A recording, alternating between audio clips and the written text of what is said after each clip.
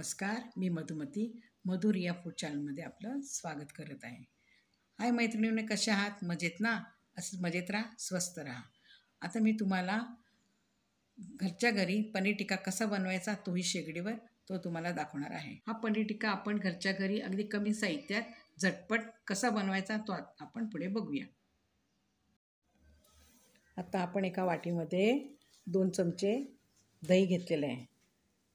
त्याच्यानंतर आपण घेणार आहोत 2 चमचे तंदुरी मसाला. म्हणजे आपल्याला तंदुरी मसाला टाकला की चांगली टेस्ट येते, त्यामुळे तंदुरी मसाला जरूर टाकूया आपण. त्याच्यानंतर टाकणार आहोत हळद,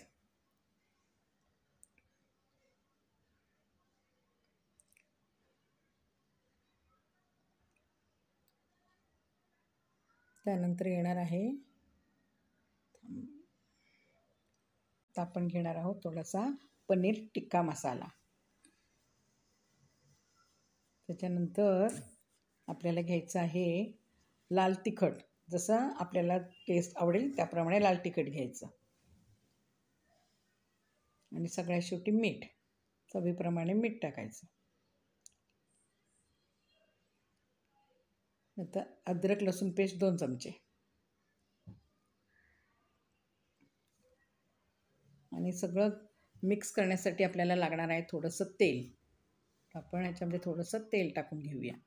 तेल टाकून घेतल्यानंतर आपण ह्याला पेस्ट बनवणार आहोत छान चांगली अगदी, कारण आपण दह्यामधलं पाणी काढून टाकलेलं आहे, त्यामुळे ते आपल्याला स्मूथ पेस्ट बनवून घ्यायची याची. दही पूर्ण त्याच्यामध्ये विरघळून गेलं पाहिजे. पुन्हा इतकं मऊ होईपर्यंत फेटून घ्यायचं आहे. पूर्ण फेटल्यानंतर मग आपण त्याच्यामध्ये पनीर टाकणार आहोत. बॅटर स्मूथ झालेलं आहे व्यवस्थित छान प्रकारे. आता आपण ह्याच्यामध्ये टाकणार आहोत पनीर. पनीरचे असे मी क्यूब कापून घेतलेले आहे छोटे छोटे, ते आपण सगळे त्याच्यामध्ये टाकून घेणार आहोत. हे पनीर अर्धा किलो पनीर आहे. अर्धा किलो पनीरला मी छोट्या छोट्या पीसेसमध्ये मस्तपैकी छोट्या पीसेसमध्ये मी पनीर कट करून घेतलेलं आहे. आणि मग नंतर मी सगळं व्यवस्थित मिक्स करून एकत्र एकजीव करून ठेवायचं आहे. सगळं एकत्र एकजीव केलेलं आहे. सगळं व्यवस्थित मसाल्यामध्ये पनीर कोट करून ठेवलेलं आहे.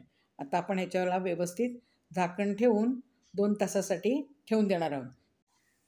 आता हा मसाला मी तसाच तयार केलेला आहे जसा आपण पनीरसाठी तयार केलेला आहे.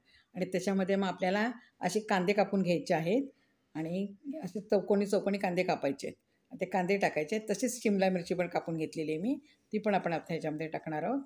पनीरप्रमाणेच हा मसाला पूर्ण तयार केलेला आहे.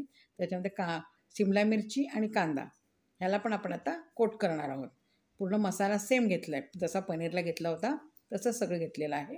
आणि आता शिमला मिरची आणि कांदे टाकून त्याला मी त्याला एक कोट करून ठेवणार आहे 2 तासासाठी मस्तपैकी. म्हणजे पूर्ण त्याला मसाला सगळा लागला पाहिजे व्यवस्थित, असं त्याला कोट करूया. मीठपासून सगळं ह्याच्यामध्ये टाकलेलं आहे. सेम मसाला आहे हा, जसा पनीरचा आहे तसाच.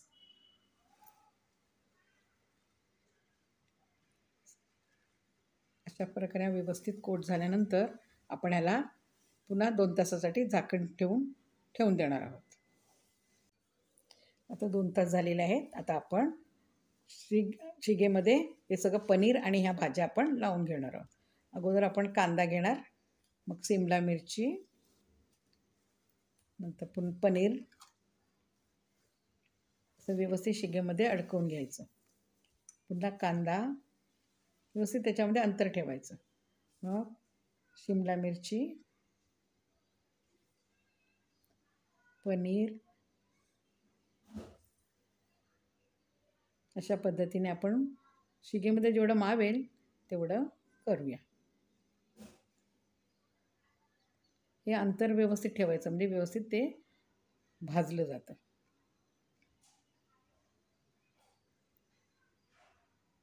अशा प्रकारे मी शीख तयार करून घेते अजून आणि मग तुम्हाला दाखवते.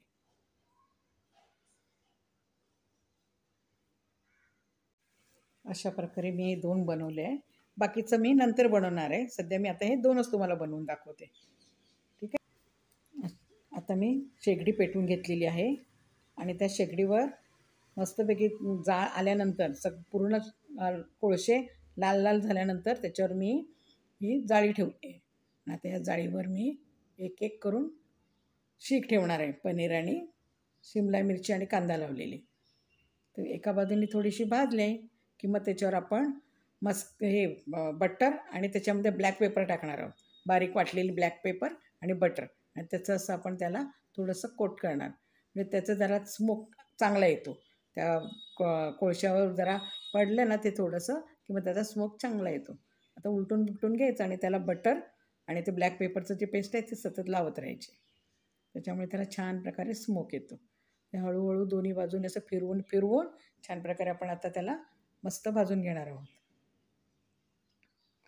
चारी बाजूने असं छान प्रकारे सगळं पनीर, कांदा, शिमला मिरची छान भाजून घ्यायची.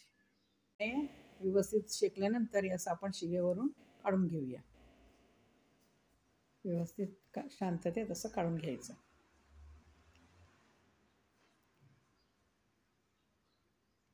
आत्तापर्यंत तुम्ही माझ्या चॅनलला सबस्क्राईब केले नसेल तर सबस्क्राईब करा. माझ्या चॅनलला लाईक करा, शेअर करा. ठीक आहे.